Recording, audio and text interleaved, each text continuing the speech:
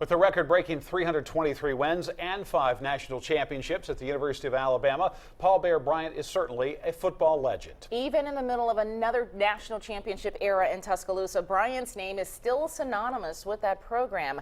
WIAT 42 News reporter Lee Garner got a rare opportunity to sit down with someone who has a lot of insight about the Alabama football tradition. Several months back, I sat down with Paul Bryant Jr. as it was basically the beginning of the Alabama football season. We talked about Alabama football, everything from the 1964 national championship team to the current Saban era to his famous father that this game made a legend. In Alabama, fans know the stories that became legends about the man who literally wrestled a bear for $1 a minute to earn his famous nickname. Whether you loved him or loved to hate him, you respected him. Paul Bryant started piling up national championships with the Crimson Tide in 1961, and he didn't stop. With my limited vocabulary, there's no way that I can adequately say how very proud that I am of the football team. Each and every one of them contributed greatly. This year, it's the 50-year anniversary of his 1964 national championship team. But gee, it doesn't seem like it's been that long. 50 years. It is, that's right. In a rare interview, we sat down with the Bears' son. 1964 team being recognized this weekend. I know it's kind of near and dear to your heart. Well, right. I was in school with them. These are all my buddies. Paul Bryant Jr. is a fixture at the University of Alabama. He's been on the board of trustees since 2000, and he's the chairman of the Crimson Tide Foundation.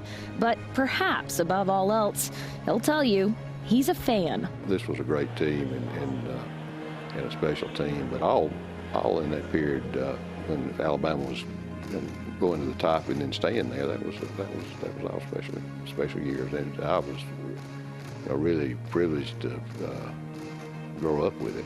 A fan who lived under the same roof as one of the most legendary figures in Alabama history. Well, my mother went with the team to the games and ate with them in the dormitory a lot.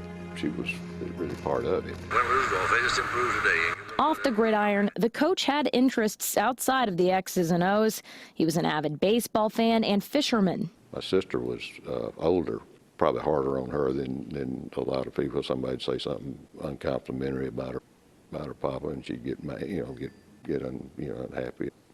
Probably didn't have the dates that she would have otherwise, because everybody was scared to come to Coach Bryant's house, but that was way back then. This just makes it perfect. This just makes it perfect. We're behind. They're all fired up. We got class, we're going to find it out. We got class, and I know we got it. I really just enjoyed the association with it, being around it. Is there anything that we don't know that you know that you wouldn't mind sharing? No, I wouldn't. If I did, I would want to share it, but I think the players are really the best ones to talk to about football. I'm not a football authority at all, but I just know how hard they worked when they were in school. That hard work and devotion to the game is something Bryant recognizes now in the school's current championship era under Coach Nick Saban. You asked me earlier about Coach Saban and in comparisons. I think the one thing that would be very, very similar today with the team now with what the players in 50 years ago did here at Alabama was the preparation was intense and down to the minute detail, and the reason they had the good teams was, as it is now, is all what's put into preparation. All we need is just somebody that wants to do some leadership out there. Now we go. Come on in. I think the fans that watching from a distance tend to want to second guess the players when every play isn't perfect, and I think unless they've really done it, they don't really know what's involved. And I think these guys coming back here for this reunion, I don't think you would ever see them second guessing like that, because they've been in the arena and done that.